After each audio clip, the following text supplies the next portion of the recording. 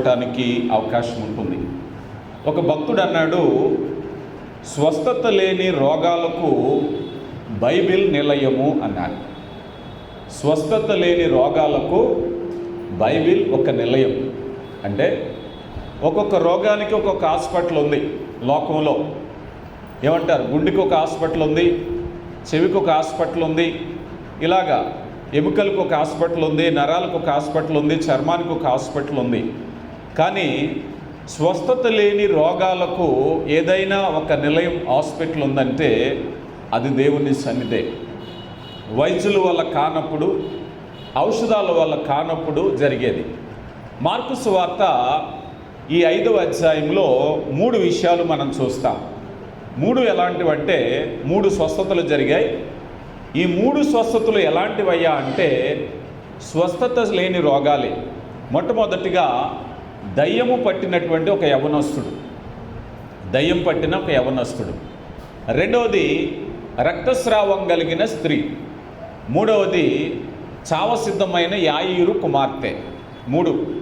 ఈ మూడింటికి ఎక్కడుండాలి పర్యవసానం అంటే లోకరీతిగా మనం ఆలోచన చేస్తే ఈ దయ్యం పట్టినటువంటి యవనస్తుడిని ఎక్కడో ఒక మానసిక పిచ్చి హాస్పిటల్లో పెట్టాలి. ఇన్ని ఎక్కడ పెట్టాలి? ఇన్ని తనను తాను గాయపరుచుకుంటూ, సంకెళ్ళు తెంపుకుంటూ, ఎదుటి వారికి హాని కలిగించే భయంకర పరిస్థితిలో ఉన్నాడు కనుక ఇలాంటి వ్యక్తి సమాజంలో, గ్రామంలో ఉంటే ప్రమాదకరం కనుక ఈయన అరెస్ట్ చేసి బంధించి ఇదిగో పిచ్చి హాస్పిటల్లో పెట్టండి అంట.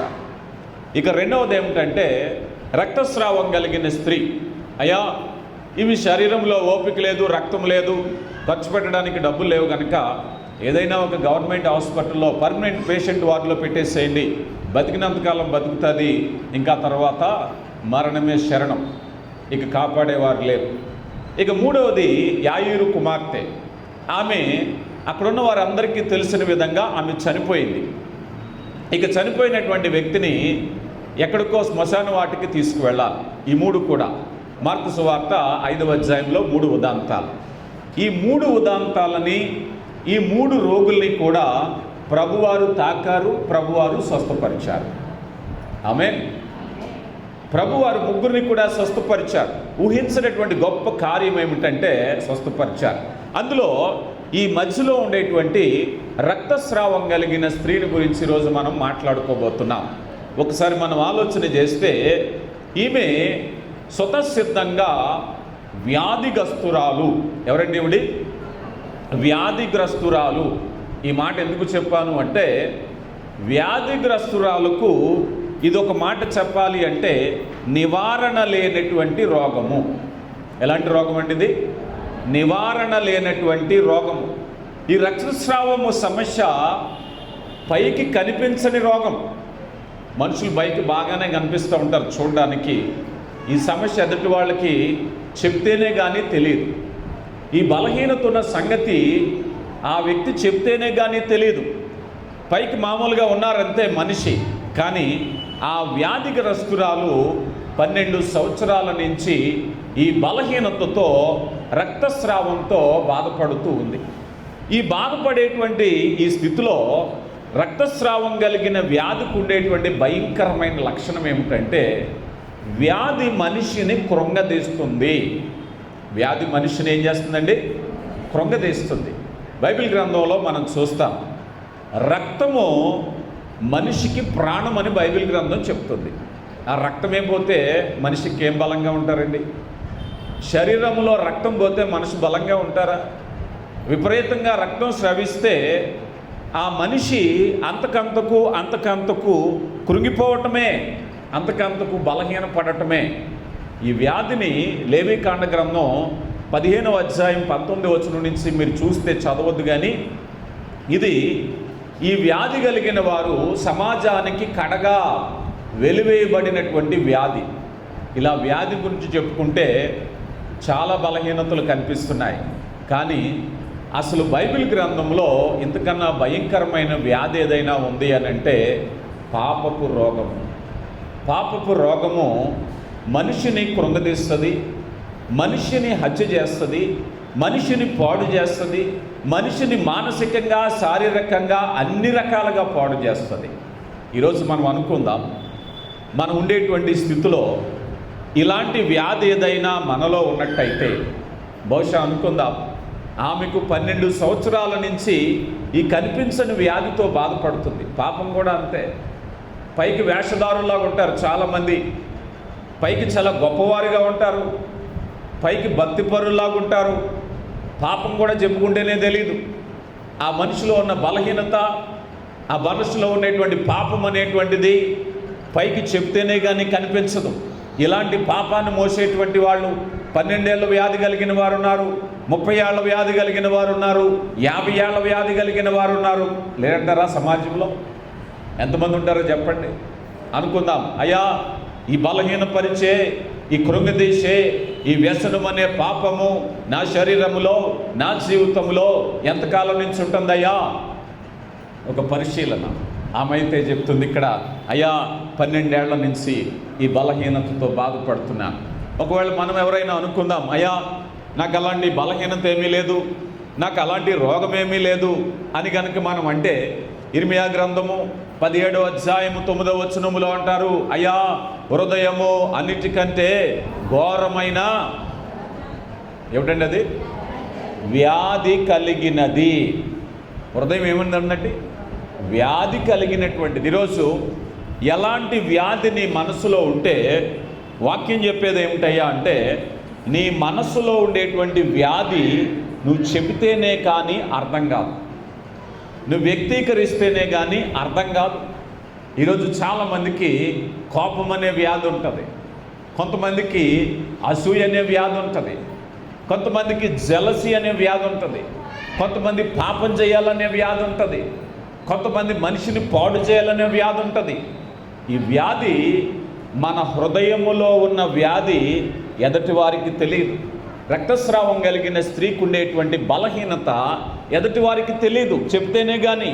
ఈరోజు కూడా మనం చాలామంది మన యొక్క బలహీనతలను బట్టి, యెషయా గ్రంథము 1వ అధ్యాయము 6వ వచనము, నడినెత్తి మొదలుకుని అరికాలు వరకు పుండ్లు పిండబడలేదు, మెత్తన చేయబడలేదు, కట్టబడలేదు, శరీరమంతా వ్యాధి కలిగిన వారు అని చెప్తున్నారు. దీన్నే పాపం అన్నారు, దీన్నే పాపం అన్నారు. ఈరోజు మనం ఆలోచన చేద్దాం, అయ్యా ఇదిగో మా యొక్క బలహీనతను బట్టి, మా యొక్క పాపాన్ని బట్టి, మా యొక్క చెడు తలంపులను బట్టి, చెడు ఉద్దేశాలను బట్టి, హృదయ రహస్యాలు ఎరిగిన దేవా, నీకైతే మరుగై ఉండలేదేమో కానీ నేను కుటుంబాన్ని మోసం చేస్తున్నాను, సమాజాన్ని మోసం చేస్తున్నాను, సంఘాన్ని మోసం చేస్తున్నాను. ఈరోజు భార్యను భర్త, భర్తను భార్య మోసం చేసేటువంటి ఇలాంటి పాపాలు ఎన్నో రహస్య పాపాలు ఉన్నాయి. ఈ పాపాలకి కాలపరిమితి ఎంత? ఎన్ని సంవత్సరాల నుంచి ఉంది వ్యాధి? అయ్యా ఈ బలహీనత ఎంతకాలం నుంచి ఉంది? ఆలోచన చేయండి. కొన్నిసార్లు మనం చూస్తూ ఉంటాం, సొంత భార్యే భర్త గురించి చెప్తుంది, అయ్యా నాకు పెళ్ళై 20 ఏళ్ళు అయిందండి, నా భర్తకి ఇలాంటి బలహీనత ఉన్న సంగతి నాకు ఇప్పటి వరకు తెలియదండి. వ్యాధి ఇప్పుడు బయటపడ్డది, వ్యాధి ఇప్పుడు బయటపడ్డది, ఇప్పటి వరకు బయటపడలేదు కదా. చాలా విషయాలు మనం చూస్తాం, అయ్యా ప్రేమించి పెళ్లి చేసుకున్నామండి, ఒకరినొకరు అర్థం చేసుకున్నాం, అయ్యా మంచిది, పెళ్ళయిన తర్వాత తెలిసిందండి ఆ అబ్బాయి చెడ్డవాడని, పెళ్ళయిన తర్వాత తెలిసిందండి ఆ అమ్మాయి చెడ్డదని. మరి ముందు తెలీదా? పెళ్ళి ఎప్పుడు చెప్పారు కదా, ఒకరినొకరు ఇష్టపడ్డామన్నారు, ఒకరినొకరు అర్థం చేసుకున్నామన్నారు, ఒకరు విడిచి ఒకరు ఉండలేమన్నారు అని అంటే అప్పుడు తెలియలేదండి. అంటే వ్యాధి దాయపడింది, వ్యాధి దాచబడింది. వ్యాధి దాచారంతే, లేదని కాదు దాని అర్థం, పైకి కనిపించలేదంతే. ఈరోజు చాలామంది, అయ్యా పైకి మంచివాడు అనుకున్నాను, అయ్యా పైకి చాలా మంచిది అనుకున్నాను, తర్వాత తెలిసిందండి. ఏం తెలిసింది? వ్యాధి బయటపడ్డాలి. ఈరోజు చాలామంది వ్యాధులు బయటపడట్లేదు. కానీ ఈరోజు మనం స్వపరీక్ష చేసుకుందాం, అయ్యా నీవే బలహీనత, ఏ వ్యాధి, ఏ చెడు తలంపులు ఎవరికి చెప్పుకోలేనటువంటి స్థితిలో. ఎవరైనా చెప్పాలి అని అంటే, ఈ స్త్రీకి ప్రభువారి దగ్గరికి వెళ్ళాలనుకుంది, వెళితే ఏం చెప్పాలి, ఎలా చెప్పాలి? చెప్పడానికి సిగ్గు. కొన్ని బలహీనతలు, కొన్ని వ్యాధులు చెప్పడానికి సిగ్గు. మనలో ఉన్న ఒక రోగము, మనలో ఉన్న పాపపు రోగం ఉంది, ఎవరికైనా చెప్పాలి అంటే సిగ్గు. అయ్యా నాకు చెడు తలంపులు వస్తున్నాయి చెప్పాలంటే సిగ్గు. అయ్యా చెడు కోరికలు వస్తున్నాయి, చెప్పాలంటే సిగ్గు, అయ్యా నా ప్రాచీన స్వభావము, నేను దొంగతనం చేసే బుద్ధి, చాడీలు చెప్పే గుణము, మరేదో గుణం మరేదో గుణం మరేదో గుణం, చెప్పాలంటే సిగ్గు. చెప్పాలంటే సిగ్గు. పాపము సిగ్గును కలగజేస్తుంది. పాపము సిగ్గును కలగజేస్తుంది. ఏదైనా తోటలో పాపం చేసినప్పుడు ఆ దేవుని స్వరాన్ని విన్నప్పుడు అయ్యా మేము దిగంబరులుగా ఉన్నామని సిగ్గుపడి చెట్టు చాటుకు వెళ్ళి దాక్కున్నారట. ఏం చేసిందండి? సిగ్గు. కనుక ప్రియులారా గమనించండి, ఈరోజు ఒకవేళ మనలో ఉండేటువంటి పాపాన్ని గనక మనం పోషిస్తుంటే, ఒకవేళ కొన్ని పాపాలు ఎలాంటివయ్యా అన్నట్లయితే, కొన్ని పాపాలు మనం రహస్యంగా కప్పిపుచ్చి వాటిని గనక కొనసాగిస్తూ ఉంటే దాని పర్యవసానం మన కుటుంబం మీద ఉంటుంది. మీరు ఎప్పుడైనా గమనించండి, పేకాట ఆడే వ్యాధి కలిగిన వాడు, కోడి పందాలు వేసుకునే రోగం కలిగిన వాడు, ఆన్లైన్లో గేమ్లు ఆడేవాడు, సోమరతనం కలిగిన వాడు కుటుంబానికి నష్టమా కాదా? ఎంత నష్టం అండి? ఆ పాపం, ఆ రోగం ఎలాంటిదయ్యా అంటే అది ఎంతకాలం ఉంటే అంతకాలం నష్టం.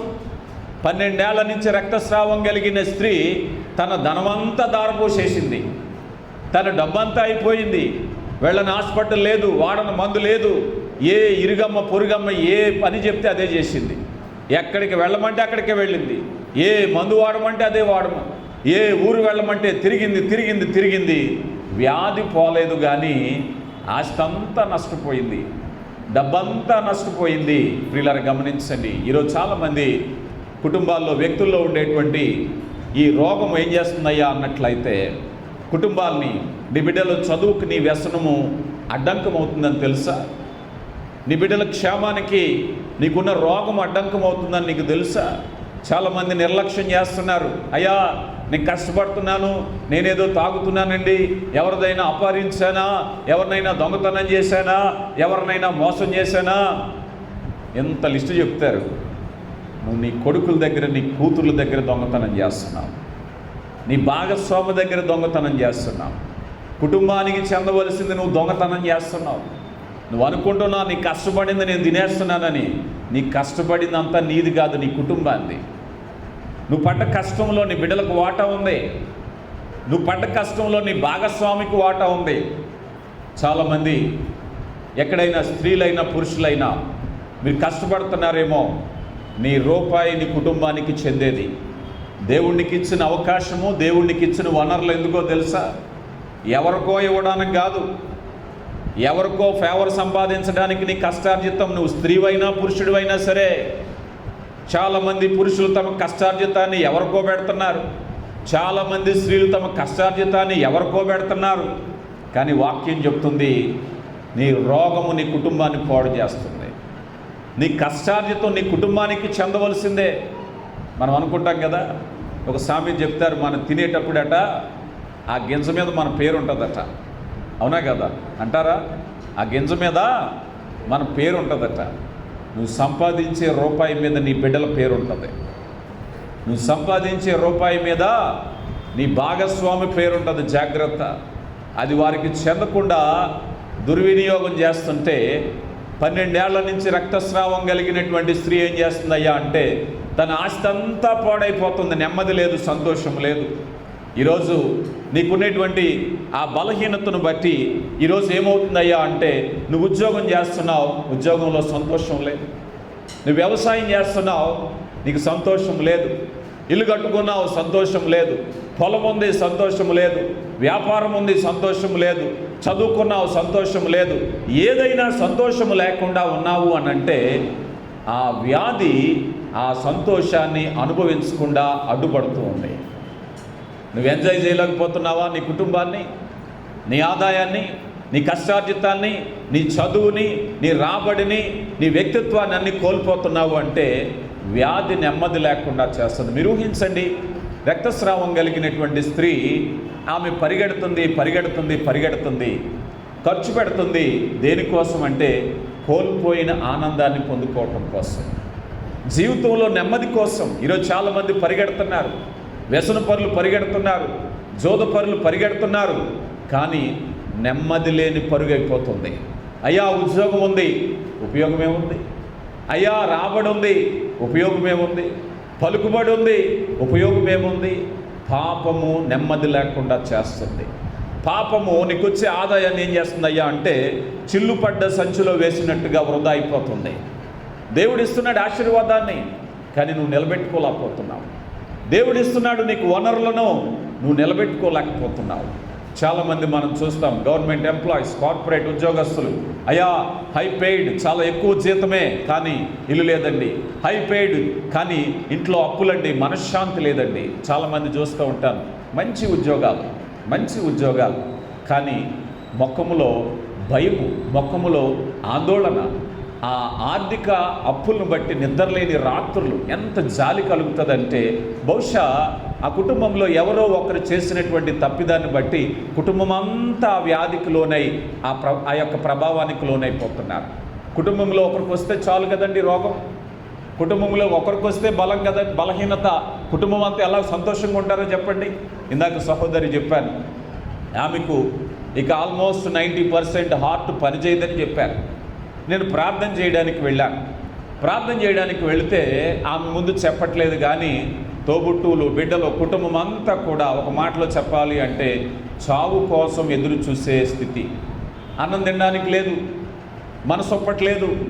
ఒక వ్యక్తికి వస్తే చాలు రోగం, ఇల్లంతా ఎంత బాధపడతారో ఈ పాపం అనే రోగం కూడా అంతే.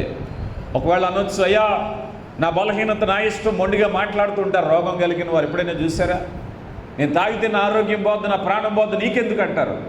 కుటుంబంలో ఎవరైనా నీకెందుకని ఊరుకుంటారో చెప్పండి? అంత సులువుగా ఉండగలరా? ఒక భాగస్వామి ఇలా కష్టపడుతుంటే తన భాగస్వామి ఎవరైనా సంతోషంగా ఉంటాడా? ఒక తల్లి తండ్రి అనారోగ్యానికి లోనవుతే బిడ్డలు సంతోషంగా ఉంటారా? బిడ్డలు పాపం అనే రోగానికి లోనైతే తోబుట్టువులు, తల్లిదండ్రులు సంతోషంగా ఉంటారా? ఒక రోగము, ఒక మనిషికి వచ్చిన రోగము కుటుంబాన్ని అంతటినీ ఏడిపిస్తుంది. ఒక వ్యసనము, ఒక పాపము ఒక వ్యక్తికి ఉంటే చాలు. నేను చాలాసార్లు చెప్తూ ఉంటాను, కుటుంబంలో అందరూ కష్టపడినా, అందరూ మంచివారైనా ఏ ఒక్కరికో వచ్చిన రోగం ఆ కుటుంబాన్ని రోడ్డు మీద నిలబెడతారు. ఎన్ని కుటుంబాలు చూస్తున్నాం చెప్పండి? కష్టపడ్డవారు, ప్రయాసపడ్డవారు, సంపాదించిన వారు, ఏదో ఒక వ్యక్తికి వచ్చినటువంటి రోగం ఏం చేసిందంటే ఆ రోడ్డు మీద నిలబెట్టింది. జాగ్రత్త, పాపం అనే రోగానికి ఉండేటువంటి భయంకరమైనటువంటి స్థితి. కానీ ఇక్కడ మన వాక్యం చూసినట్లయితే, ఇదిగో ఈ పాపం అనేటువంటి ఈ బలహీనత ఏం చేయాలి అన్నట్లయితే, అది మనల్ని జయించి మనల్ని లోబరుచుకుని మనం నాశనం చేయటానికి ఆ రోగం ప్రబలిపోతూ ఉంది. ఈ ప్రబలిపోయేటటువంటి వ్యాధి వలన ఇదిగో ఏం జరుగుతుందయ్యా అంటే మరొక నష్టం ఏంటో తెలుసా? సంతోషాన్ని కోల్పోయావు, ఆనందాన్ని కోల్పోయావు, నీతో పాటు నీ కుటుంబాన్ని బాధ పెడుతున్నావు, నీతో పాటు నీ బిడ్డలను బాధ పెడుతున్నావు, నీతో పాటు నీ చుట్టూ ఉన్న వాళ్ళని బాధ పెడుతున్నావు. మరొక బలహీనత ఏమిటో తెలుసా? ఈ రోగానికి ఉండేటువంటిది, ఈ రోగం వచ్చిన వాళ్ళు, ఈ పాపం అనే రోగం వచ్చిన వాళ్ళు దేవుని సన్నిధికి స్వేచ్ఛగా రాలేరు. దేవుని వాక్యానికి స్వేచ్ఛగా సమయాన్ని ఇవ్వలేరు. మీరు అడగండి ఎవరైనా, ఆ పేకాట ఆడడానికో, కోడి పందాలు ఆడడానికో, రాత్రి అనక పగలనక అక్కడ కూర్చోమని కూర్చుంటారు. నాయనా ఒక 2 గంటలు దేవుని సన్నిధిలో కూర్చో, నో, టైం లేదు, ఇష్టం లేదు. ఎందుకనంటే రోగానికి ఉన్న గుణం ఇది. మనం తెలుసుకోవాల్సింది ఏంటో తెలుసా? వాళ్ళు 100 కారణాలు చెప్తారు, 100 కారణాలు చెప్పినా వినాలి, కానీ అబ్బాయి నీకు రోగం ముదిరిపోయింది, దేవుని సన్నిధికి రాకపోవటం అంటే, వాక్యానికి సమయం ఇవ్వకపోవటం అంటే. నాకు తెలుసు మీలో కూడా చాలామంది, అయ్యా నా భర్తను అడుగుతున్నానండి దేవుని సన్నిధికి రమ్మని, రావట్లేదండి, రోగం ముదిరిపోయింది. అయ్యా నా కుమారుడు, నా కుమార్తె, యవన బిడ్డలు రమ్మంటున్నానండి, ఎంత చెప్పినా రావట్లేదండి, రోగం ముదిరిపోయింది, జాగ్రత్త. ఆ రోగం ఎంతకాలం నుంచి ఉందో, ఆ రోగం 12 ఏళ్ళ నుంచి ఉందో, 10 ఏళ్ళ నుంచి ఉందో, ఎంతకాలం నుంచి ఉందో, జాగ్రత్త. ఈ రోగానికి ఉన్నటువంటి లక్షణం ఏంటో తెలుసా? ఇదే దేవుని సన్నిధికి రాకపోవటం, దేవుని మాట చెవినెట్టకపోవటం. సమయం 24 గంటలన్నా సమయం సరిపోదండి వాళ్ళకి. మన పిల్లల్ని చూడండి, చాలామంది మొబైల్ పట్టుకుని రాత్రి అనక పగలనక బైబిల్ ఇచ్చి చూడండి, నిద్ర వచ్చేది వాళ్ళకి. బైబిల్ ఇచ్చి చూడండి, వాళ్ళకి ఎగ్జామ్స్ వచ్చేస్తాయి. బైబిల్ ఇచ్చి చూడండి, వాళ్ళకి చాలా వరకు ఉంటుంది అంటారు ఒక్కసారిగా. బైబిల్ ఇవ్వకపోయావా, మొబైల్ పట్టుకుని 24 గంటల పనే, రోగం అది, జాగ్రత్త. ఆ రోగాన్ని కట్టడి చేయకపోతే జీవితాలను పాడు చేసేస్తుంది. బిడ్లారా, ఎవరు బిడ్లారా చెప్తున్నాను. ఈరోజు ఆ రోగాన్ని మీరు పరిశీలన చేసి, అయ్యా ఇదిగో ఈ రోగం నాకు చానాళ్ళ నుంచి ఉందయ్యా, ఈ రోగాన్ని ఉండబట్టి ఈ రోగానికి ఉన్న మంచి గుణం ఏంటో తెలుసా? ఎప్పుడైనా మీరు మనకు అర్థమయ్యేలా చెప్పాలి అంటే, ఏదైనా బలహీనత వచ్చిన వాళ్ళకి విలువైన ఆహారాన్ని ఇచ్చామనుకుందాం, చికెను మటను ఇంకొకటి, ఎంత తిన్నా బలహీనంగా ఉంటారు, అవునా కదా? ఎంత పెట్టినా బలహీనంగా ఉంటారు. కారణం ఏమిటి? శరీరంలో ఏముంది? రోగం. మన వాళ్ళు అంటారు కదా, ఏమండి తిండిదారి తిండిది అయిపోయిందండి, మందులదారి మందుది అయిపోయింది, కానీ మనిషిలో బలపడట్లేదు అంటే మంచిని సహించే గుణం ఆ శరీరంలో లేదు. బిడ్లారా చెప్తున్నాను, ఎవరు బిడ్లారా, రోగం వచ్చిందంటే మంచి లక్షణాలు ఉంచదు మీ శరీరంలో, బాగుపడే లక్షణాలు ఉంచదు మీ శరీరంలో, మీ జీవితంలో. అది నిన్ను పాడు చేసేదాకా వదలదు ఆ రోగం, అది నిన్ను నాశనం చేసేదాకా వదలదు ఆ రోగం. నీ చదువు మీద, ఆత్మీయత మీద, బాధ్యతల మీద, కుటుంబం మీద, దేని మీద దృష్టి ఉండదక అదే పని. ఈరోజు చాలామంది చూస్తూ ఉంటాం పిల్లలు. నేను హౌస్ విజిటింగ్స్కి వెళ్ళి రాత్రనక పగలనక 12, 1 గంట 2 గంటలకు తిరుగుతూ ఉంటాను. పులిమేరల్లో దయ్యాల్లో కూర్చుంటారు మొబైల్ పట్టుకుని కుర్రోళ్ళు చాలామంది. ఆ పులిమేరల్లో, ఆ వంతుల మీద, తూముల మీద, రియల్ ఎస్టేట్ ఆ సైట్లలో ఖాళీగా ఉన్న చోట గుంపులుగా కూర్చుని మొబైల్ పట్టుకుని కూర్చుంటారు. రోగం అది, ఎంత భయంకరమైన రోగం. ఆ సమయంలో నువ్వు చదువుకునే కోర్సు నువ్వు చదివితే నీకన్నా గొప్పోడు ఉంటాడా? ఆలోచన చేయండి. రోగం చేసే పని మంచిని దరిచేరనివ్వదు. కొరింథీయులకు రాయబడిన 2వ పత్రిక 4వ అధ్యాయం 4వ వచనములో, యుగ సంబంధమైన దేవత వారి మనోనేత్రములకు గుడ్డితనము కంటికి కనిపించదక. నువ్వేం చెప్పినా అర్థం కాదు వాళ్ళకి ఏం చెప్పినా అర్థం కాదు. ఊరికే కోపం వచ్చేస్తాడు. నువ్వు మంచి చెప్పు. ఏమండి, ఎవడైనా ఒక ఆయన జోదానికి వెళ్తున్నాడు, డబ్బులు వేసుకుని తాగడానికి వెళ్తున్నాడు, గబగబా చేయబట్టుకుని, ఎక్కడికి అబ్బాయి రా దేవుని సన్నిధిలో కాసేపు ప్రార్థన చేద్దామన్నాం అనుకోండి, ఏం చేస్తాడు చెప్పాలి? అప్పుడు ఉంటుంది ఏం చేస్తాడో, చేతులు ఏదుంటే అది ఇచ్చి కూటేస్తాడు. కారణం ఏమిటి చెప్పండి? ఏమంటారు? ఆ టైంలో నాకు తెలుసు మీలో చాలామంది చెప్పే ప్రయత్నం చేయరు, ఎందుకంటే చెప్తే ఆ టైంలో ఎలా ఉంటుందో మీకు తెలుసు కనుక.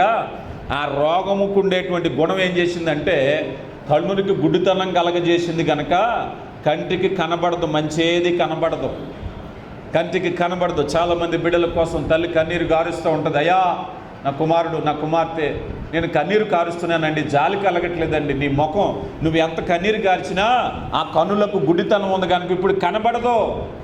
చాలామంది భార్యలు, అయ్యా నా భర్త ప్రాణం పోయేలాగుందయ్యా, డాక్టర్ గారు చెప్పారు తాగొద్దని, తాగుతున్నాడండి, భయపడిపోతూ ఉంటారు. ఆ రోగం ఉన్నవాడు బాగానే ఉంటాడు, వీళ్ళు భయపడి చచ్చిపోతూ ఉంటారు, వీళ్ళు బెంగెట్టుకుంటూ ఉంటారు, వీళ్ళు అన్నం తినరు, వీళ్ళు నిద్రలేని రాత్రులు, తాగేసి ఉంటాడు, పడుకుంటాడు, బాగానే ఉంటాడు బతికున్నంతకాలం. ఈ లోపల ఆ భాగస్వామి ఆ బిడ్డలు ఎలా చూస్తారో తెలుసా? భయం, కుటుంబంలో ఆనందం లేదు, సంతోషం లేదు. అయ్యో నా తండ్రికి ఏమైపోద్దో, అయ్యో నా భర్తకి ఏమైపోద్దో, అయ్యో నా కుమారుడికి ఏమైపోద్దో. ఒక్కడే ఎంతమందిని బాధపడతాడండి? చాలామంది చూస్తాను. ఒక్కొక్కసారి నేను కౌన్సిలింగ్ ఇచ్చేటప్పుడు చెప్తూ ఉంటాను, ఈ తాగేసిన వ్యక్తి ఆరోగ్యానికి పాడైపోయి డాక్టర్లు, అయ్యా ఇదిగో నీ ప్రాణం పోద్ది అనేసరికి తల్లి చెప్తుంది వచ్చి, అయ్యా నా కొడుకు ఆరోగ్యం గురించి ప్రార్థన చేయండి. భార్య వచ్చి చెప్తుంది, అయ్యా నా భర్త మార్పు కోసం ప్రార్థన చేయండి. పిల్లలు వచ్చి చెప్తారు, అయ్యా మా నాన్నగారి కోసం ప్రార్థన చేయండి. నీ ఒక్కడి రోగం ఎన్ని తరాలని, 3 తరాలను బాధపడుతుంది. తల్లిని, భాగస్వామిని, బిడ్డల్ని, రోగానికి ఉండే గుణం ముగ్గురిని 3 తరాలను బాధపెడుతుంది. తోబుట్టువులను బాధపెడుతుంది, నేను ప్రేమించిన బంధువులను బాధపడుతుంది, సంఘం బాధపడుతుంది. ఇవన్నీ కంటికి కనిపించవిక. ఎందుకంటే యుగ సంబంధమైనటువంటి ఆ దేవత ఏం చేసింది అయ్యా అంటే మనోనేత్రములకు గుడ్డితనం కలగజేసింది గనక కనపడదు. కీర్తనాకారుడు అంటున్నారు కదా, చూడండి కీర్తన 66వ సంకీర్తన 8వ చరణం, 66వ సంకీర్తన 8వ చరణములో, జనములారా మా దేవుని సన్నుతించుడి, గొప్ప స్వరముతో ఆయన కీర్తిని వినిపించుడి, జీవప్రాప్తములుగా మమ్మను కలగచేయువాడు ఆయనే, మా పాదములను కదలనీయడు. 18 క్షమించాలి, 18వ చరణం. నా హృదయములో నేను పాపము లక్ష్యము చేసిన ఎడల ప్రభువు నా మనవి ఆలకించకపోవును కదా. ఈరోజు చాలామంది ప్రార్థన చేస్తూ ఉంటారు, ఈరోజు చాలామంది అభ్యాసం చేస్తూ ఉంటారు, కానీ నీ మనసులో, నీ హృదయంలో, నీ జీవితంలో రోగం ఉండగా ఆయన నీ ప్రార్థన ఆలకించట్లేదు. నీ ప్రార్థన ఆలకించకపోవడానికి గల కారణం ఏమిటయ్యా అంటే నీలో ఉన్నటువంటి రోగము ఒక కారణం. ఆ రోగానికి ఎంతకాలం ఉందో ఒకసారి మనం చూద్దాం. ఇక రక్తస్రావం కలిగిన ఈ వ్యాధి కలిగిన యొక్క స్వభావాన్ని గ్రహించింది ఆమె. గ్రహించి ఇక్కడే ద మెయిన్ స్టెప్, ఆమె స్వస్థత పొందడానికి పరమ వైద్యుడు యేసు ప్రభు వారు ఉన్నారు. ఈమె వ్యాధిగ్రస్తురాలుగా ఉంది. ఇంక అవరోధం ఏమిటో తెలుసా? వన్స్ రియలైజ్ అయ్యింది ఆమె. ఎందుకనంటే నాలో ఉండేటువంటి ఆ వ్యాధిని నేను తొలగించుకోవాలి అని. ఆ గుణం వచ్చేదాకా ఏ రోగము నయం కాదు. ఆ గుణం వచ్చేదాకా ఏ రోగము నయం కాదు. ఈరోజు అనుకుంటాం, తల్లి ఏడ్చినా, తండ్రి ఏడ్చినా, బిడ్డలు ఏడ్చినా, ఇంకొకరు ఏడ్చినా ఆ గుణం నీకు రావాలి. అయ్యో ఇంత ఘోరమైన వ్యాధి నాలో ఉంది గనక ఇది ఇంత నష్టం కలగజేస్తుందన్న గుణం నీకు వచ్చినప్పుడే ఆ వ్యాధి భయపడదు. అంతే కదా. ఇప్పుడు ఉదాహరణకు అనుకుందాం, చాలామంది తల్లులు, భార్యలు ఆ వ్యసనంలో ఉన్న వ్యక్తిని తీసుకెళ్ళి, అయ్యా ఇదిగో ఈరోజండి ఫలానా చోటకి తీసుకెళ్ళామండి, ఇదంట కడిమెత్తే ఇంకా తాగడంట అంట. ఈరోజు ఒక బ్రహ్మాండమైన చోటుకి తీసుకెళ్ళానండి, పసరేసారండి ఇంకా తాగడండి అంటాడు. ఆడి మొహం తాగడం. ఎన్ని ప్రయత్నాలు చేసి ఉంటారో చెప్పండి అలాంటి వాళ్ళు. చాలా ప్రయత్నాలు. నీ గుణం వచ్చేదాకా, నీ బుద్ధి సరయ్యేదాకా నువ్వు బాగుపడవు. తప్పిపోయిన కుమారుడు తండ్రి ఏడ్చాడు, కన్నీరు గార్చాడు. నాయనా వెళ్ళొద్దు నాయనా, ఎక్కడికో వెళ్తానంటున్నావు, ఆస్తి పాడు చేసేస్తావు, నీకు తెలియదు నాయన, చిన్న వయసు. తండ్రి చెప్పాడు. కొడుకు ఏం చేశాడు? సెటప్, నా ఆస్తి అంతా బ్యాగ్లో పెట్టి నాకు అన్నాడు. ఇక సరే కొడుకు ఇచ్చాడు, పట్టుకెళ్ళాడు.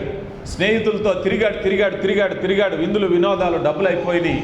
ఒక్కసారిగా స్నేహితులందరూ మాయమైపోయారు. Phone switch off. అప్పుడు దాకా నువ్వే నా ప్రాణం అన్నారు, డబ్బు అయిపోయాక ఫోన్ చేస్తే దిక్కులేదు, దూరదేశంలో ఉన్నాడు. ఇంకేం చేయాలో తెలియక పందులు మేపి ఉద్యోగం తీసుకున్నాడు. సొసైటీలో లీస్ట్ క్యారెక్టర్. అక్కడికి వెళ్ళాడు ఆ పందు తినడానికి. ఆ పందులు పొట్టు తినడానికి లేక ఆ పంది తినేదే ఆ తొట్టులో కొద్దిగా తీసుకుని తింటున్నాడు. అప్పుడు ఒక చక్కని మాట ఉంటుంది, అప్పుడు వానికి బుద్ధి వచ్చినప్పుడు. అప్పుడు దాకా ఏం లేదండి, గుణం లేదు.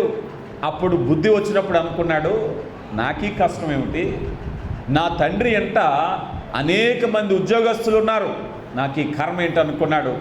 నా తండ్రి దగ్గరికి వెళ్ళి క్షమించమంటే క్షమించడా, నాకు ఈ కష్టం ఎందుకు అనుకున్నాడు. ఆ లగేజ్ అక్కడే వదిలేశాడు, ఆ దుర్గంధాన్ని అక్కడే వదిలేశాడు. తిన్నగా వెళ్ళిపోయాడు తండ్రి దగ్గరికి వెళ్ళి, తండ్రి నీకు నువ్వు పరలోకమునకు వ్యతిరేకంగా నేను పాపం చేశాను కనుక నీ కొడుకును అనిపించుకోవడానికి నాకు యోగ్యత లేదు, ఇలాంటి పని వారిలో నన్ను ఒకరిని పెట్టుకో అన్నాడు. తండ్రి అన్నాడు, నీకా కర్మేట్రా, రా, నేను బతికుండగా నాకున్న ఆస్తిలో నువ్వు కూడా స్వతంత్రుడివే తీసుకున్నాడు. విషయం అంతా ఎక్కడొచ్చిందంటే బుద్ధి రావాలి. 100 మంది చెప్తే రాదు. ఒకవేళ అదే పందులు తినే దగ్గరికి వెళ్ళి నువ్వో నేనో చెప్పామనుకో, ఎరా అబ్బాయి మీ నాన్న చూస్తే అంత గొప్పోడివి, ఇదిగో ఈ కర్మ నీకెందుకురా అంటే కొట్టినా కొడతాడు, మనల్ని తిట్టినా తిడతాడు. ఎప్పటి వరకు? వానికి బుద్ధి వచ్చే వరకు. అయ్యా నేను ఘోరమైన స్థితిలో ఉన్నానని రియలైజేషన్ వచ్చేంత వరకు అలాగే ఉంటాడు ఎవరైనా సరే. ఈ స్త్రీలో ఈ ఉపమానం, ఈ ఉదాంతంలో మనం తెలుసుకోవాల్సినటువంటి మెయిన్ పాయింట్ ఏమిటంటే ఆమెకు ఆ ఆలోచన వచ్చింది. ఎందుకని? అయ్యా ఈ వ్యాధి ఎక్కడికి వెళ్ళినా వదలదు, ఈ వ్యాధి నేను వదిలించుకోవాలనే తలంపు వచ్చింది. వ్యాధి వచ్చింది, హాస్పిటల్కి వెళ్లకుండా ఇంట్లో కూర్చున్నారు అనుకోండి, దాని అర్థం ఏంటి చెప్పండి? హాస్పిటల్కి వెళ్లకుండా ఇంటి దగ్గర కూర్చున్నారు అనుకోండి, బాగుపడాలని అనుకోవట్లేదు. మరికొంతమంది ఉంటారు, బలవంతంగా తీసుకెళ్ళాం అనుకోండి, ఆ తెచ్చిన మందులన్నీ కాలంలో డ్రైన్లో వేస్తుంటారు. వీళ్ళు వేసుకోరు మందులు, బాగుపడాలని లేదు. ప్రియులారా గమనించండి, వాక్యం చెప్తున్న విషయాన్ని మనం చూసినట్లయితే నీవు మొదటగా ఆశించాలి ఆ రోగము నుంచి బయటపడడానికి. ఒకసారి ఊహించుకోవాలి, అయ్యా ఈ రోగం నాకు అలవాటు అయిపోయినా కూడా ఇది లేకుండా ఉంటే నా జీవితం ఎలా ఉంటుంది? ఒకసారి ప్రతివారు మనం ఆలోచన చేసుకోవాలి. ప్రతిసారి చెడు తలంపులతో ఉంటున్నాను, వ్యసనానికి డబ్బులు ఖర్చు పెడుతున్నాను, జూదానికి డబ్బులు ఖర్చు పెడుతున్నాను. ఒకసారి ఆలోచన చేస్తే ఇదిగో నాకుండే వ్యసనానికి నెలకు ఎంత అవుతుందండి, ఎంత ఖర్చు అవుతుంది, ఈ ఖర్చు అవుతంతా నా బిడ్డలకి ఇస్తే ఎంత సంతోషంగా ఉంటారు. ఇన్ని సంవత్సరాల నుంచి నేను వృధా చేశాను, ఈ రోజుకి ఇల్లు లేదు, ఈ రోజుకి బిడ్డలకి భవిష్యత్తు లేదు, ఈ రోజుకి బిడ్డలకి సంతోషం లేదు, ఇంత కాలం అయిపోయింది, ఇంత డబ్బు ఉంటే నా కుటుంబం ఎంత బాగుండేది, నేను ఖర్చు పెట్టిన డబ్బుతో నా కుటుంబం బాగుపడేది కదా. రియలైజేషన్లోకి వస్తే అప్పుడు మార్పు ప్రారంభమవుతుంది. లేకపోతే నీ రోగాన్ని నువ్వు సమర్థించుకున్నంతకాలం ఆ పాపంలోనే ఉంటావు. నీ రోగాన్ని కనుక నువ్వు సమర్థించుకుంటున్నావేమో జాగ్రత్త. ఈమె రియలైజ్ అయ్యింది, దీని నుంచి నేను బయటపడాలి. అయితే ఇదిగో ఈ విషయాన్ని ఏం చేయాలి? సామెతల గ్రంథం 28వ అధ్యాయం 13లో అతిక్రమములు ఒప్పుకొనివాడు విడిచిపెట్టువాడు వర్ధిల్లును. ఒప్పుకొని విడిచిపెట్టకపోతే ఏమవుతుందండి చెప్పాలి? ఆ రోగం ఎప్పటికీ పోదు, ఆ రోగం ఎప్పటికీ అలాగే ఉంటుంది. అయితే ఎప్పుడైతే ఇదిగో ఈ రక్తస్రావం కలిగిన స్త్రీ ఏం చేసిందో తెలుసా? అయ్యా ఇదిగో నేను ఈ బలహీనత నుంచి బయటపడాలి కనుక ఒక వైద్యుడి దగ్గరికి వెళ్ళాలి. ఇదే చాలా జాగ్రత్తగా గమనించండి. అప్పటి వరకు ఈమె వెళ్ళలేదా? అప్పటి వరకు తిరగలేదా? అప్పటి వరకు ప్రయత్నాలు చేయలేదా? అంటే ఆమె రాంగ్ డైరెక్షన్స్కి వెళ్ళింది. ఈరోజు పాపాన్ని వదిలించుకోవటానికి లోకం ఏం చెప్తుందంటే దాన ధర్మాలు చేయి, పూజలు పునస్కారాలు చేయి, తీర్థయాత్రలకు వెళ్ళు, ఆ పని చేయి, ఈ పని చేయి, పాపం పోతుంది అని. రోగం పోవాలి అంటే సరైన వైద్యుడు కావాలి, అవునా కాదా? అసలు విషయం ఏమిటంటే కొంతమంది ప్రయత్నిస్తూ ఉంటారు. ప్రయత్నాలు యథార్థ హృదయంతో సరైన ఉద్దేశం కాకుండా సమాజాన్ని నమ్మించడానికి మనలాగే ఉంటారు చాలామంది. అయ్యా పాపంలో ఉన్నాడు, బలవంతంగా తీసుకెళ్ళి బాప్తీసం ఇచ్చేయండి. బాప్తీసం నీ బ్రతుకును మార్చదు. పాప క్షమాపణ అందులో భాగమై ఉంటేనే నీ బ్రతుకు మార్చబడుతుంది. బాప్తీసంలో ఉండాలి, పాప క్షమాపణ ఉండాలి. జాగ్రత్తగా గమనించండి. ఈరోజు నామకార్థపు కార్యాలు, నామకార్థపు విశ్వాసాలు, అయ్యా నేను మతం తీసేసుకున్నానండి అంట. ఏం మతం తీసుకున్నావు? బ్రతుకు మారిందా? రోగం పోయే నిర్ణయాల్లోకి వచ్చావా? రోగంలాగే ఉండి దాన్ని కప్పిపుచ్చుకోవడానికి ఈ సాకు చేశావేమో. ఈరోజు చాలామంది ట్రీట్మెంట్ అయిపోయింది, రోగం పోలేదండి. ఆపరేషన్ అయిపోయింది, రోగం పోలేదు. ఇంకెందుకు ఆపరేషను? చాలామంది జీవితాలు ఈరోజు మనం చూసినట్లయితే ఇదిగో నీ యొక్క ప్రార్థన, నీ యొక్క బాప్తీసము, నీ యొక్క నీతిక్రియలు ఏది చేసినా కూడా పాపాన్ని వదిలించకపోతే చాలామంది డబ్బులు ఖర్చు పెడుతున్నారు. కొంతమంది అయ్యా మేము దశం భాగం ఇస్తామండి, అయ్యా నేను దేవుడికి ఎంతైనా ఇస్తానండి. ఈ సమస్య డబ్బు కాదయ్యా. డబ్బు ఇస్తే రోగం బాగుపడుతుందా? రోగము బాగుపడటానికి అందించవలసిన వైద్యం చేయాలి, సరైన వైద్యుడు కావాలి. ఈరోజు అయ్యా నేను పాపంలోనే ఉంటానండి, దేవుడికి నా కానుకలు ఇస్తూ ఉంటానండి. ఉపయోగం ఏముంది? నీలో ఉన్న పాపం అనేది వదిలించుకున్నావా? రోగం అన్నది వదిలించుకున్నావా? ఈమె కూడా చాలా ఖర్చు పెట్టింది, ఆస్తి అంతా అయిపోయింది, ఇల్లు అమ్మేసింది, పొలం అమ్మేసింది, బ్యాంకులో డబ్బులు లేవు, ఏమీ లేవు. ఎంత ఖర్చు పెట్టాలో అంత ఖర్చు పెట్టింది. కానీ ఆమెకు తెలియవలసింది ఏమిటయ్యా అంటే పరమ వైద్యుడి దగ్గరికి రానంతసేపు నువ్వు ఎక్కడికి వెళ్ళినా నీ రోగం నయం కాదు, నీ రోగం నయం కాదు. అయ్యా ఇదిగో చేతికి ఏదో ఇదిగో మరొక కట్టేశారండి, దాన్ని ఏమన్నారు కడియం వేశారండి, మరేదో ఇంకోటి ఏదో కట్టారండి, అయ్యా ఇదిగో పసరు తాగారండి. నువ్వు పరమ వైద్యుడి దగ్గరికి వెళ్ళేదాకా నీ రోగము నయం కాదు. నువ్వు యథార్థమైన హృదయముతో ఆయన అడిగినంత వరకు, యథార్థంగా నువ్వు అతిక్రమములు ఒప్పుకొని విడిచిపెట్టే వరకు కూడా నీ రోగము నయం కాదు. ప్రభునే అడగాలి. ప్రభువా నీ ముందు రహస్యమైనది ఏది లేదయ్యా. ఒకవేళ నేను నా స్నేహితుల్ని మోసం చేశానేమో, నా భర్తను మోసం చేశానేమో, నా భార్యను మోసం చేశానేమో, నా బిడ్డలను మోసం చేశానేమో, నా తల్లిదండ్రులను మోసం చేశానేమో. నేను ఎవరిని మోసం చేసినా నాయన నేను మోసం చేయలేను, ఎందుకంటే నీ దగ్గర నేను ఏది దాయలేదు. అయ్యా ఇదిగో ఈ రోగముతో నేను ఇన్ని సంవత్సరాల నుంచి బాధపడుతున్నాను, నేను బయట పడాలని నేను ఆశిస్తున్నాను. అయ్యా ఇది నువ్వే సహాయము చేయగలవు.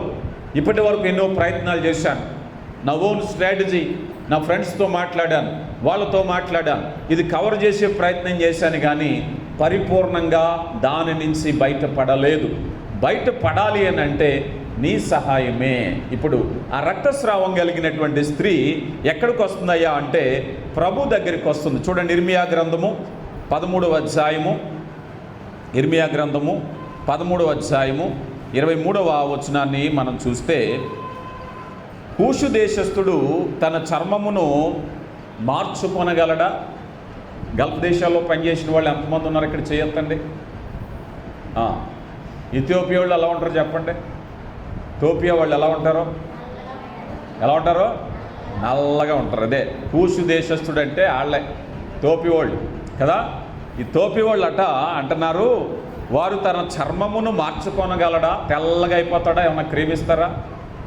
చెప్పండి, ఎవరైనా చేయగలరా? టోపీ వాళ్ళు మీతో పనిచేసేవాళ్ళు మరుసటి రోజు ఎర్రగా గులాబీ రంగులో వచ్చారనుకోండి, మీరేం చేస్తారు? వెళ్ళిపోయి పారిపోతారు, ఇది దయ్యం అనుకుని. అవునా కాదా? అంటున్నాడు, చిరుతపులి తన మచ్చలను మార్చుకొనగలదా? మార్చుకొని ఎడల కీడు చేయుటకు అలవాటు పడిన మీరును కూడా మేలు చేయ వల్ల పడదు. టోపియా వాళ్ళు తెల్లగా అయిపోతే, ఏమండి ఈ రోజు దాకా నల్లగా ఉన్నాను, ఈ రోజు నుంచి తెల్లగా అయిపోతానని వాళ్ళ చేతిలో ఉందనుకోండి. చిరుతపులి తన మచ్చలు మార్చేసుకుంది అనుకోండి, ఏమండి డిజైన్ బాగోలేదు, మనం మార్చుకుంటాం కదా మన శారీస్, మన డ్రెస్సులో. రోజు ఇదేనా? షోరూమ్కి వెళ్ళి నచ్చినటువంటి కలర్ తెచ్చుకుంటాం. చిరుతపులి అలా మార్చుకోవడానికి లేదు, ఒకే డిజైన్ ఉంటుంది. అది మార్చుకోవటం ఏమిటంటే నీ స్వభావాన్ని మార్చుకోవటమే. మరి నీ స్వభావం ఎలా మారుతుంది? మార్చగలిగిన యేసయ్య దగ్గరికి వచ్చినప్పుడే మారుతుంది. యేసయ్య దగ్గరికి రాకుండా నా కలర్ మారిపోద్ది, నా బుద్ధి మారిపోద్ది, నా డిజైన్ మారిపోద్ది, నా ఆలోచన మారిపోద్ది, నా వ్యసనం మారిపోద్ది అంటే నీ వల్ల కాదని వాక్యం చెప్తుంది. యేసయ్య దగ్గరికి వస్తేనే రక్తస్రావం కలిగిన స్త్రీ, అమ్మ నువ్వు ఎన్ని ప్రయత్నాలు చేసినా, ఎంత డబ్బు ఖర్చు పెట్టినా, ఎంతమంది హాస్పిటల్స్ తిరిగినా కూడా యేసయ్య దగ్గరికి వస్తేనే కానీ నీ రోగము కుదుట పడదు. చాలామంది అంటారు, అయ్యా దేవుని సన్నిధికి రండి అంటే నాకు ఏదో ఒక వ్యసనం ఉందండి, అది మానేసాక వస్తాను. నీ ముఖం మానేస్తావు. ఆయన దగ్గరికి మొదటిగా రా, తర్వాత నువ్వు మార్చబడతావు. ఆయన దగ్గరికి రానంతసేపు రక్తస్రావం కలిగిన స్త్రీ కూడా, ప్రభువా ఇదిగో ధర్మశాస్త్ర ప్రకారంగా నాకున్న వ్యాధి ప్రకారంగా యేసు ప్రభువాన్ని ఆ రోజుల్లో రబ్బీ అంటారు. రబ్బీ దగ్గరికి అసలు వెళ్ళడానికే పర్మిషన్ లేదు. కానీ ఈమెం చేసిందో తెలుసా? రబ్బీ దగ్గరికి వెళ్ళి ఆ వస్త్రాన్ని తాకాలనుకుంది. కడగా ఉండవలసినటువంటి ఆ స్త్రీ ధైర్యం చేసి వెళ్ళి రబ్బీ యొక్క వస్త్రపు చెంగును పొట్టాలనుకుంది. ఎంత ధైర్యం చెప్పండి. అంటే ఆమెకు తెలుసు, అయ్యా ఆ నిర్ణయం తీసుకుంటేనే కానీ నా బ్రతుకు మారదని. ఈరోజు మనం కూడా నీ రోగం ఏదైనా, నీ వ్యసనం ఏదైనా, నీ పాపం ఏదైనా యేసయ్యను యథార్థంగా అడిగితేనే కానీ నువ్వెప్పుడు కూడా ఆ స్వస్థత పొందుకోలే. ఇక తర్వాత మనం చూస్తే ఈ పరమవైద్యుడైన యేసయ్య దగ్గరికి రావటానికి గల కారణం ఏమిటంటే, అప్పటికే ఆమె సమాజంలో చాలా ఉంది. అయా కుష్ఠరోగిని బాగుపరిచారు, పుట్టుగుడ్డువాడిని బాగుపరిచాడు, లేవలేని లేచి నడుస్తున్నాడు, అనేక అద్భుతాలు జరుగుతున్నాయి. అయితే వినటం వలన విశ్వాసము కలుగుతుంది. ఈరోజు ఇక్కడున్న ప్రతి వారు కూడా, మన సంఘానికి కూడా నేను ఒక మాట చెప్తాను. మీలో ఎవరైనా అద్భుతాలు జరిగినప్పుడు చెప్పకపోతే, నిన్నటి దినాన ఒక సాక్ష్యాన్ని పెట్టాను, మీరు ఎంతమంది చూశారో. రాత్రి ప్రార్థనలో కూడా చెప్పాను. 7 ఏళ్ల తర్వాత ఆ మేలు కలిగిన సహోదరి సాక్ష్యం చెప్పింది. ఆ సహోదరి ఎప్పుడో ఒక 10 సంవత్సరాల క్రితము ఇజ్రాయెల్ దేశంలో భార్య భర్తలు ఉండగా నాకు ఫోన్ చేసి, అన్న నాకు గర్భఫలం లేదు, చాలా సంవత్సరాల నుంచి నా కొరకు ప్రార్థించంటే, అమ్మ త్వరలోనే నీకు కుమారుడు పుడతాడు, నేను తప్పక ప్రార్థన చేస్తానని ఒక మాట అన్నాను. అన్న ప్రకారంగా కుమారుడు పుట్టాడు ఆ సహోదరికి. ఆ సహోదరి చెప్పలేదు. కాలం గడిచిపోయింది. నిన్న దినాన్ని సకినేటిపల్లిలో ఒక పెళ్ళికి వెళ్ళాను. పెళ్ళికి వెళ్తే 7 సంవత్సరాల కుర్రోని తీసుకొచ్చి, అన్నయ్య నువ్వు ప్రార్థన చేశావు, ఆ రోజు నాకు వాగ్దానం ఇచ్చావు, వాగ్దానం ప్రకారంగా పుట్టిన కుమారుడు ఇడుగో అంటుంది. నీకు చెప్పిన మేలు నాకు చెప్తే ఉపయోగం ఉందమ్మా? నేను చెప్తే ఎవరైనా నమ్ముతారా? పాస్టర్ గారు డబ్బాలు కొట్టుకుంటున్నారు ఇక అంటారు, కానీ నీ మాటకు విలువ ఉంటుంది, కానీ నా మాటకు విలువ ఉంటుందా చెప్పావా అంటే, అప్పటికప్పుడు తొందరపడి ఏదో 2 మాటలు చెప్తానని అని పెట్టింది, యూట్యూబ్లో పెట్టాను. ఈ మాట నేను ఎందుకు అంటున్నాను అంటే, ఖచ్చితంగా దేవుని సన్నిధిలో చెప్తున్నాను, సత్యవాక్య కుటుంబంలో వేలాది సాక్ష్యాలు ఉన్నాయి. వందలు కాదు సుమా, వేలాది సాక్ష్యాలు ఉన్నాయి నాకు తెలుసు. కానీ మీరు సీరియస్గా తీసుకోరు, నేను సీరియస్గా తీసుకోను. ఒక వ్యక్తి ఎవరైనా మేలు పొందితే నువ్వు చెప్తావా చెప్పవా అని నేను నిలబెట్టను. మనకి పెద్ద వాలంటరీ సిస్టమ్ లేదు వాళ్ళని ఫీడింగ్ ఇచ్చి వాళ్ళని ఎంకరేజ్ చేయటానికి. స్వచ్ఛందం చెప్పాలనుకుంటే చెప్పు. ఇదిగో సహోదరి గణపవరం నుంచి వచ్చింది, అద్భుతం. నాకు బాగా తెలుసు ఆ సమయంలో ఆ సహోదరి ఎంత భయంకరమైన స్థితిలో ఉందో, చావ సిద్ధంగా ఉందో. ఒక మాటలో చెప్పాలి అంటే కుటుంబం అంతా సిద్ధపడిపోయారు, ఆమె చనిపోతుంది, ఇక ఛాన్స్ లేదని. అర్ధరాత్రి 12 గంటలకి ఆ అమ్మ నన్ను తీసుకెళ్ళి ఆ ఊరమ్మ దారి తప్పిపోయింది, ఆ వీధి తిప్పి ఈ వీధి తిప్పి, ఆ ఊరోళ్ళే అర్ధరాత్రి కాడ లైట్లన్నీ ఆపేసి ఉండేసరికి వీధులు వాళ్ళకే తెలియట్లేదు, పొరుగు రోడ్డు నాకేం తెలుసు. 3 వీధులు తిప్పారు, ఇక్కడే అని. మొత్తం మీద వెళ్ళి ప్రార్థన చేశారు. సో నమ్మకంగా విశ్వాసంగా దేవుని సన్నిధికి వచ్చారు, సాక్ష్యం చెప్పారు. అది మీరు అందరూ విన్నారు. ఒక నమ్మకం. చెప్పేవాళ్ళు చెప్పకపోతే వినేవాళ్ళకి విశ్వాసం ఎక్కడొస్తుంది?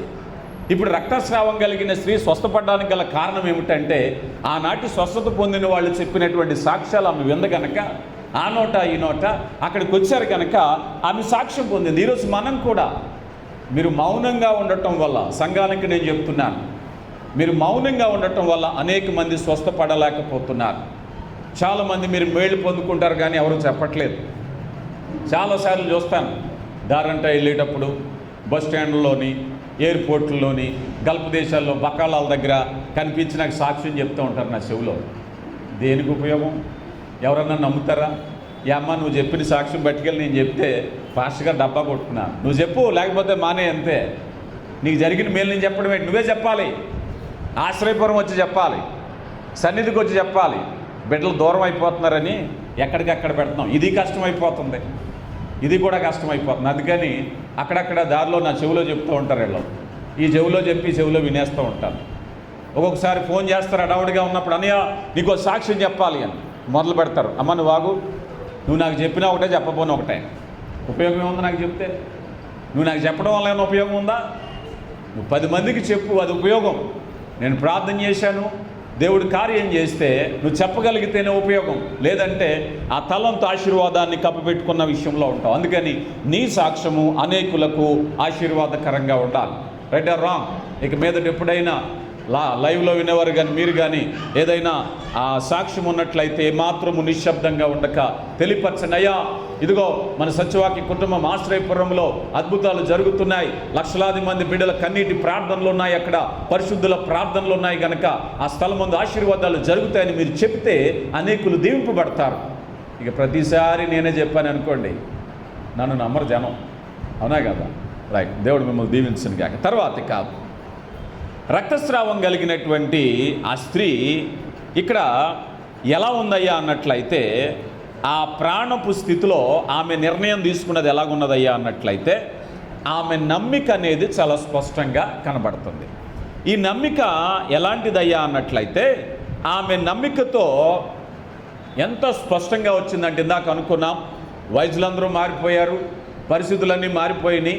కానీ ఈసారి వచ్చేటప్పుడు ఇంతకు ముందు డబ్బులు పట్టుకెళ్ళింది, వైద్యుల దగ్గరికి వెళ్ళేటప్పుడు ఆ సిద్ధాంతాలు పట్టుకెళ్ళింది, ఆ విధమైనటువంటి పచ్చం చేసి వెళ్ళింది. అయ్యా ఇదిగో ఫలానా దగ్గరికి వెళ్ళేసరికి ఎలాగెళ్ళాలో తెలుసా నీవు? ఇదిగో ఇలాంటి వస్త్రాలు వేసుకుని వెళ్ళాలి, ఇదిగో ఆహారం తినకుండా వెళ్ళాలి, మరొకటి ఏదో రకరకాలు చెప్పారు. కానీ ఇప్పుడు పరమ వైద్యుడి దగ్గరికి వెళ్ళినప్పుడు నువ్వేం చేసినా ముందు చేయవలసింది ఏంటో తెలుసా? విశ్వాసముతో వెళ్ళాలి. విశ్వాసముతో వెళ్తుంది. అపోస్తుల కార్యగ్రంథము 4వ అధ్యాయము 12వ వచనములో అంటున్నారు, మరి ఎవని వలనను రక్షణ కలగదు, భూమి కింద ఇవ్వబడిన ఏ నామములో కూడా రక్షణ లేదు. ఆ నమ్మకం నీకుందా? నీ బలహీనత, నీ రోగము నుంచి విడుదల పొందాలి అంటే అయ్యా యేసయ్యలోనే ఉందనేటువంటి నమ్మకమే నిన్ను బలపరుస్తుంది. మత్తయి సువార్త 11వ అధ్యాయం 28వ వచనంలో అంటున్నారు కదా, ప్రయాసపడి భారం మోసుకుని పోవచ్చున్న సమస్త జనులారా నా యొద్దకు రండి, నేను మీకు విశ్రాంతిని కలగ చేస్తాను. యెషయా గ్రంథం 1వ అధ్యాయం 18వ వచనము, మీ పాపము రక్తము వలె కనబడుచున్నది. ఎలా కనబడుతుందండి? నీ పాపం గమనించావా? గుర్తించావా? ఇప్పటికీ నిన్ను సమర్థించుకునేటువంటి ప్రయత్నం చేస్తున్నావా? ప్రభు నీతో అంటున్నారు, అయ్యా ఇదిగో స్వస్థత పడాలనే ఉద్దేశముతో వెళుతుంది. ఇక చివరిగా మనం చూస్తే ఆమె ఒకసారి ఆలోచన చేస్తే కుష్ఠరోగం కలిగిన వాడు అంటున్నాడు, నాయనా మమ్మను కరుణించు అని ప్రార్థించాడు. గుడ్డివాడు అంటున్నాడు, దావీదు కుమారుడా మమ్మను దాటిపోవద్దని ప్రార్థన చేశాడు. మరి ఈమెం అడగాలి? 10 మందిలో అడిగితే రాణిస్తారా? చుట్టూ ఉన్న శిష్యులు, అయ్యా ఇదిగో రక్తస్రావం కలిగిన స్త్రీని అయ్యా అని చెప్పి ముందు దూరంగా ఉండంటారు. దగ్గర రావడానికి లేదు. ఆయన రబ్బీగా కొలవబడుతున్నాడు, బోధకుడిగా చూస్తున్నారు, తాకడానికి అవకాశం లేదు. అలాంటి పరిస్థితులలో మనం చూసినట్లయితే నమ్మకముగా ఆమె ఒకటే తీర్మానించుకుంది, నా స్వరము ప్రజలకు వినబడకపోయినా పర్వాలేదు, నా పరిస్థితులు మనుషులకు చెప్పకపోయినా పర్వాలేదు, కానీ ఇదిగో నా ప్రభు దగ్గరికి వెళ్ళి నేను మొరపెట్టుకుంటాను, నా ప్రభు దగ్గరికి వెళ్ళి నేను ఆలకిస్తాను. నమ్మకంగా వెళ్ళింది, ఆ వస్త్రపు చెంగును తాకింది. ఆ వస్త్రపు చెంగు తాకితే ఏం తెలిసింది తెలుసా? ఆమె తన బలహీనత అనేటువంటిది 12 ఏళ్ల నుంచి చూడని అద్భుతము ఆ క్షణమే నిలిచిపోయింది. ఆ క్షణమే అద్భుతం జరిగింది. యోబు గ్రంథము 31వ అధ్యాయము 33వ వచనం నుంచి మనం చూస్తే, ఆదాము చేసినట్లు నా దోషములను దాచిపెట్టుకుని మహాసమూహమునకు భయపడియు కుటుంబముల తిరస్కారమునకు జడిసియు నేను మౌనముగా నుండి ద్వారము దాటి బయలు వెళ్ళక రొమ్ములో నా పాపమును కప్పుకొని ఎడల పరమునందున్న దేవుని దృష్టికి నేను వేషధారి నగుదును. ఏం చేస్తారంటే చాలామంది కుటుంబానికి జడిసి, మనుషులకు జడిసి, ఇదిగో ఆ పాపాన్ని నా మనసులోనే దాచుకుంటే ఉపయోగం ఏముంది? నువ్వు అంగీకరిస్తేనే స్వస్థత పొందుకుంటావు. ప్రియ దేవుని బిడ్డ, పరిశుద్ధాత్మ దేవుడు నీతో నాతో మాట్లాడుతున్నారు. ఒకవేళ నీ జీవితంలో ఏ పాపాన్ని దాచిపెట్టావో, ఏ బలహీనతను దాచిపెట్టావో, ఆ బలహీనత, ఆ రోగం ఎన్ని సంవత్సరాల నుంచి నీ హృదయంలో ఉందో, ప్రభు పరమ వైద్యుడు గనక ఇందాక మనం అనుకున్నాం, స్వస్థత లేని రోగాలకు యేసయ్యే స్వస్థత. నువ్వు నమ్ముతున్నావా? అయ్యా నా ప్రయత్నాలన్నీ విరమించుకున్నాయి, అది శారీరక రోగం కావచ్చు, మానసిక రుగ్మత కావచ్చు, నీ పాపం కావచ్చు, నీ వ్యసనం కావచ్చు, నీ జూదం కావచ్చు, ఏదైనా ఎంతకాలము నిన్ను ఏలుబాటు చేస్తుందో వాటిని విడిపించగలిగిన వాడు యేసయ్య. అది నమ్మినట్లయితే, ప్రభువుని యథార్థంగా అడిగితే ఆయన నీ జీవితంలో అద్భుతాలు చేయగలిగిన వాడు. అటు రీతిగా దేవుడు మీ జీవితాల్లో అద్భుతాన్ని జరిగించునుగాక. ఆమేన్, ఆమేన్, ఆమేన్. దేవునికి స్తోత్రం. శక్తివంతుడా, ప్రేమ కలిగిన దేవా, కృపనిచ్చే తండ్రి, విలువైన శ్రేష్టమైన సంగతులు మాకు బోధించారు. విన్న మాటలు మా హృదయాల్లో తలపోసుకుని అయా యథార్థవంతులుగా మీకు ఇష్టలుగా జీవించటానికి కృప దయచేయండి నాయన. ఈ సమయంలో అయా ఏ బిడ్డ జీవితంలో ఏ వ్యసనముందో, ఏ పాపముందో, ఏ కుటుంబంలో ఏ భార్య తన భర్త కోసం, ఏ తల్లిదండ్రులు తమ బిడ్డల కోసం, అయా ఇదిగో నాయన ఏ బిడ్డల తల్లిదండ్రుల కోసం ఆ పాపం అనే రోగము కొరకు, విడుదల కొరకు ప్రార్థిస్తున్నారు. అయా మీలోనే స్వస్థత ఉందని మేము నమ్ముతున్నామయ్యా. కృప కలిగిన దేవా, ఆశ్చర్యకార్యము జరిగించండి. మీ కృప వెంబడి కృపను దయచేయండి అయ్యా. నాయనా మేమందరం మీ కృపలో మేలు పొందుకోవాలి, ఆశీర్వాదాలతో నింపబడాలి. ఆశ్చర్యకరుడా మీకే మహిమ చెల్లిస్తున్నాం. జీవాధిపతి మీకే మహిమ చెల్లిస్తున్నాం. ఉన్నతమైన కృపకు పాత్రులుగా ఇచ్చి సమస్త మహిమ, ఘనత, ప్రభావాలు మీరే పొందుకోమని క్రీస్తు నామములో అడిగి వేడుకొనుచున్నాం తండ్రి. ఆమేన్.